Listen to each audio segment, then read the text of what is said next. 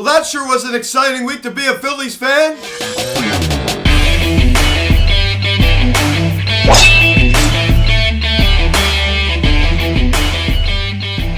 Yo, what is going on, everybody? Welcome to the Phillies Stats Videocast. This is Aaron having our 14th leading update of the offseason, as we're going to be talking about some Phillies news and some all-around baseball news. Now, guys, before we get into this video, please subscribe if you have not yet. Please turn the notification bell. Please like this video, comment on this video, share this video, and let's get into this. So, what an exciting week to be a Phillies fan. We bring back all-star catcher Realmuto, and we bring back shortstop Didi Gregorius. What a great week here for the Phillies. By far the most exciting week of the offseason.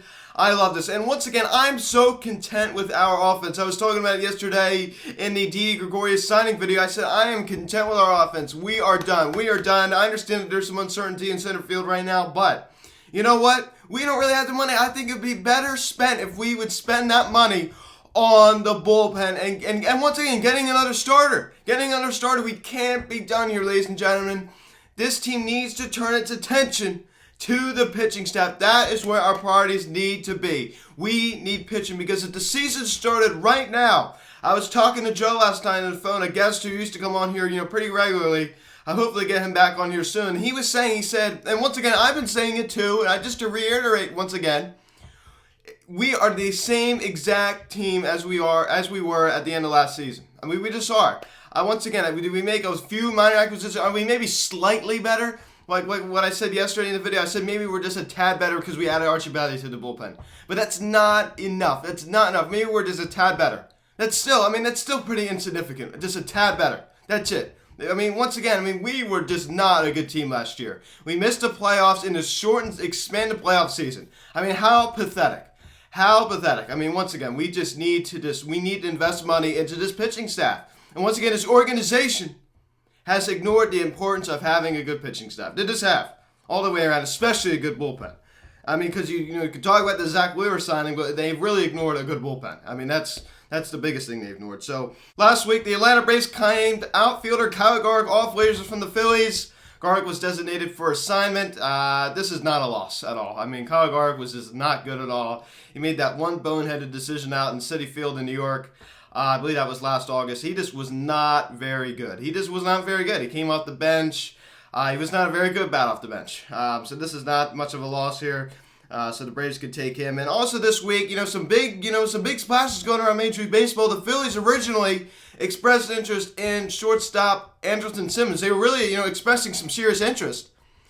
Then the Minnesota Twins went out and signed him to that one-year deal. And then you see this bold statement made that he's the best defending shortstop in the game's history. Wow, which was a pretty big claim to make. Once again, he's amazing. He is amazing at shortstop. That guy can make some really, really acrobatic plays. He has just a clean glove. He is a good player. Andrelton Simmons is a very, very good player. I respect him a lot. And also this week, some personal news for me. Jack Fritz from 94 WIP and the iHopes podcast joined my show as a guest. It was an honor to have Jack on here in the Phillies Has to Videocast. It really was, and we talked about a lot of discussions. So please go check out that video. Jack Fritz joins the VCast. That was a really fun video to make. You listen to Jack Fritz on the iHopes podcast. You go on 94 WIP and listen to Jack Fritz. Now he's on my show. So it was quite an honor to have Jack Fritz on here. He did a fantastic job. So it was really just an honor having him on here. And also this week, the Phillies with some big news. Also, please check out my video talking about the whole thing. JT Realmuto and the Phillies reach an agreement for 5 years, $115 million. JT Realmuto will be a Philadelphia Philly for the next 5 seasons. Welcome home, JT. Welcome home, JT. Let's go.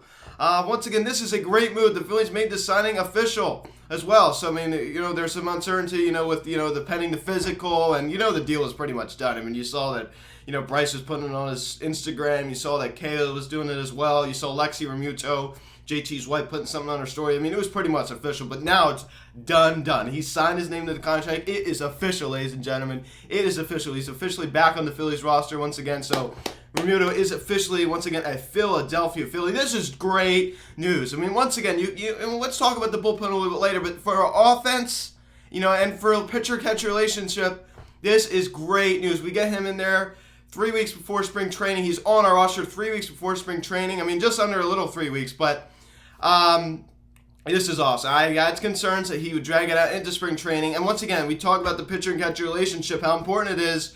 It would not be a very good sign if he went in there, signed late, went in there, spring training a little bit late. You don't really develop that proper relationship. Well, you don't have to worry about that now because he is signed. At the time the Phillies and Realmuto reached an agreement that marked the 3-week period before pitchers and catchers reporting to Clearwater, Florida at Spectrum Field. So this is just a great signing all the way around. I think both sides got what they wanted. Realmuto, broke the AAV as a catcher. He broke Joe Mauer's record.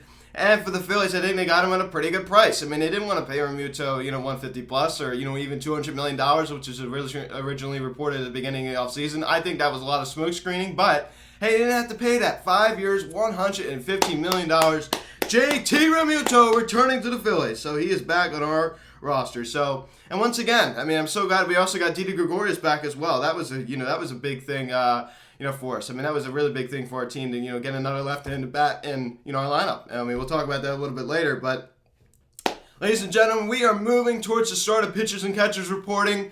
Now 17 days away. It's just unbelievable. This is the last day of January. We are moving through this month. I mean, once again, tomorrow is February 1st. I just cannot believe it. Just over a little 2 weeks away before we, report to Clearwater, Florida, pitchers and catchers reporting to Clearwater, Florida. I cannot believe it. And you saw the Cactus League, submitted a complaint to Major League Baseball saying that they should delay the start of spring training. The reason why they're doing this is because they want fans. I was talking to baseball guy Sean about this. I expressed my concerns. I'm like, come on. I mean, once again, you saw like the NHL. I mean, they're playing in that state with fans, and yet the Cactus League is concerned about starting spring training on time. Give me a break. You see the NHL, they're playing with fans. Why can't MLB start with fans? That is absurd. I mean, that is really absurd. They're just trying to get leverage so they can get more fans, and I understand. I completely understand that. But if you're concerned about the numbers and why is the NHL team playing? I mean, it just makes absolutely no sense. I mean, they contradict themselves. These people, what they're trying to do is they're just trying to get fans. Hey, it's a business. I completely understand that. They're just trying to get more fans in the ballpark. That's the only reason why they're complaining about this. And they're just using it as an excuse pretty much. So, yeah, I mean, that was my concern, but I don't think it's going to delay it. I heard that the union has to agree to it, and, there's some disputes there. So that really gives me a lot of hope, but we are moving towards the start of spring training here, ladies and gentlemen. We are not far away, but spring training, it's really not that exciting, but, regular season's when all the action starts, but, spring training, it kind of gears you up for the regular season, so I'm looking forward to that. And also this week, the Phillies signed former All-Star left-handed pitcher Matt Moore to a 1-year, $3 million contract. Anytime you hear a thing that says former All-Star, he's not good anymore. Former All-Star left-handed pitcher Matt Moore. So this is just a cheap signing. One thing I do like about this is that he's a lefty. There's one positive I had to take out of this. Yes, he's a lefty, but he's just not that good, man. He's just not that good. I mean, he's past his prime. Even in the midst of his prime, he wasn't like truly amazing, but hey, I mean, taking a chance on 1-year guy. But once again here, ladies and gentlemen, this is an example of the Phillies organization being cheap. These cheap signings. Sign the cheapest guy they can get. I'm so tired of this mentality. John Middleton and, David Dombrowski and Sanford. I don't like the cheapness. I just don't like it. Go out and spend some money, please. And once again, I think a lot of this is John Middleton. You can't sit there and blame Dave Dombrowski and Sanford. You just can't. I think a lot of this has to fall on John Middleton. It just does. And I hate to be negative in such a positive video like this. I mean, this is a great week. We're bringing back JT Realmuto. We're bringing back Didi Gregorius. This is a great week. And yesterday, the Phillies re-signed shortstop Didi Gregorius to a 2-year, $28 million contract. He is returning to the Phillies. So welcome back, Didi Gregorius. That signing is not official yet, but there is a mutual agreement in place. All he has to do is just sign his name to the contract, and it's a done deal. It was first reported by Ken Rosenthal, I believe. So the Phillies and Didi Gregorius reached an agreement, 2 years, $28 million. So this is great. If you want to hear my entire thoughts, please go check out my video, Phillies and Didi Gregorius. I go into more depth about it, but I'll make it brief. I think this fits great in the Phillies timeline when it comes to Bryson Scott. This allows him to get that starting job in 2023 when Didi Gregorius is gone. Allows him to come up to the big leagues in 2022 and get some part-time fill-in jobs. And then in 2023 when Didi Gregorius is gone, then you hand it over to Bryson Scott. And one thing I will mention, I forgot to mention it yesterday. about the free agent class this upcoming season with Lindor and Corey Seager, and Carlos Correa and Trevor Story, and you can go on down the list.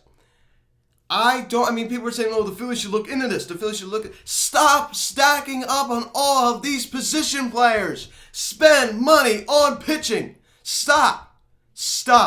Our offense is good enough. We need pitching, and we specifically need a bullpen. We especially need a bullpen. So stop. And once again, I have no problem with trying to make our team better. But you know what would make our team better? If we spend money on our biggest need, which is pitching. And the thing that cracks me up is I hear these people on Twitter, I'm not going to say any names, but I hear these people on Twitter saying, well, the Phillies should pursue the shortstop class this upcoming season, this upcoming free agency after this year. This would be good. We need pitching. You can go look at the LA Angels. You almost look at a little bit of like the Yankees, right? They don't have a whole lot of pitching. They can't even make it out of the ALCS. So, what does that tell you? Stop stacking up on all these position players and ignoring the biggest need, which is pitching. So I just had to just say that. And also, yesterday the Phillies made a little minor move here.